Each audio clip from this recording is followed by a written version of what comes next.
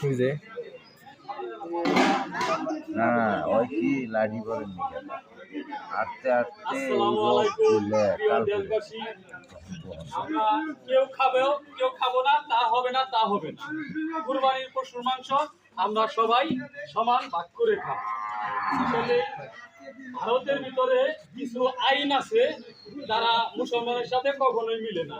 আর আমাদের বাংলাদেশের দৃষ্টিতে আমরা কুরবানির পশুর মাংস সামাজিক নিয়ম অনুসারে আমরা পুরানো 1-150 বছরের আগের ইতিহাসে যেভাবে মুরব্বীরা এই সমাজের মাংস ভাগ বাটোয়ারা করে আমরাও ঠিক তাই।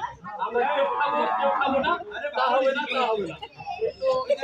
আমাদের মুরব্বীরা যে নিয়মে ভাগ বাটোয়ারা করছে আমরা ওই দুনিয়াতে থাকবো না। আমাদের ছোট যারা আছে তারা আবার এই নিয়মটা দেখে পরবর্তীতে এই নিয়মে ভাগ বাটোয়ারা করছে। মানুষ দুনিয়াতে থাকে না, কিন্তু সামাজিক নিয়মগুলো আমাদের মাইনা চলা উচিত। সবাইকে ধন্যবাদ। আসসালামু আলাইকুম।